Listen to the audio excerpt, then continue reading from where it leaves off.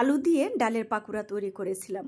আর এই পাকুড়াটা খেতে এত পরিমাণে মুচমুচে হয়েছিল, যারা কখনো এইভাবে পাকুড়াটা তৈরি করেননি একবারের জন্য হলেও তৈরি করে খেয়ে দেখবেন কি পরিমাণ মুচমুচে হয়। আমি এখানে হাফ কাপ পরিমাণ মুসুরির ডাল নিয়ে ডালটাকে ভালো করে ধুয়ে কিছুটা পরিমাণ পানি দিয়ে ভিজিয়ে রেখে দেব 20 মিনিটের জন্য, তাহলে ডালটা নরম হয়ে যাবে। আর এদিকে আমি একটা আলু নিচ্ছি, আলুটাকে ছুলে একটা গ্রেটার দিয়ে আমি গ্রেট করে নেব। আর অবশ্যই কিন্তু আপনারা একদম চিকন গ্রেটার দিয়ে এটাকে গ্রেট করে নেবেন, তাহলে কিন্তু এটা অনেক বেশি কুচি কুচি হবে আর অনেক বেশি সফট হবে। তো এটাকে আমি ধুয়ে একটা সাইডে উঠিয়ে রেখে দেব। আর যখন এটাকে আপনি চিপড়ে উঠিয়ে নেবেন যেন এর মধ্যে একটু পানিও না থাকে। আর এদিকে ডালটাও কিন্তু নরম হয়ে গিয়েছে, তো আমি একটা ব্লেন্ডারের জগে দিয়ে দিলাম।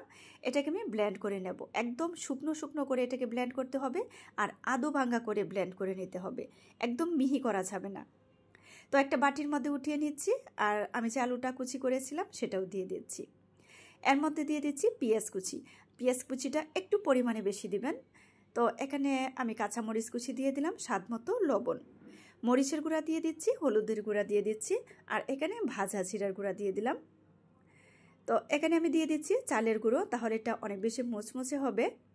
এখন সবকটা উপকরণকে একসাথে ভালো করে আমি মিশিয়ে নিয়েছি। তো আমি অফ ক্যামেরায় কিছুটা পরিমাণ এখানে রসুন বাটা দিয়েছি, তো অবশ্যই কিন্তু আপনারা অ্যাড করে দেবেন। এখন সবকটা উপকরণকে আমি ভালো করে এভাবে মিশিয়ে নিচ্ছি। আর অবশ্যই যেন একটু শুকনো শুকনোভাবে এটা মিশিয়ে নেবেন, যেন পানি না থাকে। আর এরকম পাতলা করে পাকুড়াটা তৈরি করতে হবে। আর অবশ্যই একটু বেশি তেল দিয়ে এগুলোকে ভেজে নিতে হবে। তেলটা গরম করে আমি পাতলা পাতলা করে পাকুড়াগুলো দিয়ে দিচ্ছি আর একটু সময় নিয়ে ভাজবো। চুলার তাপটা মিডিয়াম করে দিয়ে একদম লালচে একটা কালার হবে আর এটা এত পরিমাণে মুচমুচে হবে। আপনারা যারা কখনো এইভাবে রেসিপিটা তৈরি করে খাননি অবশ্যই তৈরি করে খেয়ে দেখবেন কি পরিমাণ যে মুচমুচে হয়। আর খেতে হয়েছিল অনেক বেশি মজার। তবে ধনিয়া পাতা থাকলে অবশ্যই অ্যাড করে দিবেন। যাদের কাছে সহজ রেসিপি ভালো লাগে পেজ ফলো করে পাশে থেকে সাপোর্ট করবেন প্লিজ। রেসিপিটা কিন্তু একদমই সহজ। আর আমি এই পাকুড়াটা বৃষ্টির দিনে বিকেলে তৈরি করেছিলাম আর সবাই মিলে খেয়েছিলাম, অনেক বেশি মজার হয়েছিল।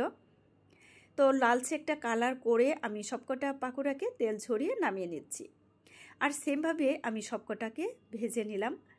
আপনারা দেখেই বুঝতে পারবেন যে আসলে এটা অনেক বেশি মুচমুচে হয়েছিল আর কালারটাও হয়েছিল অনেক বেশি সুন্দর। রেসিপি ভালো লাগলে ফ্রেন্ডস অ্যান্ড ফ্যামিলির সাথে শেয়ার করতে ভুলবেন না প্লিজ। আর যারা চ্যানেল থেকে দেখছেন আমার চ্যানেলটি সাবস্ক্রাইব করে রাখবেন। একদম দারুণ মজার একটা রেসিপি, এত পরিমাণে মুচমুচে হয়। আপনারা অবশ্যই বাসায় ট্রাই করতে পারেন, আশা করি অনেক বেশি স্বাদ পাবেন। তো সবাই ভালো থাকবেন।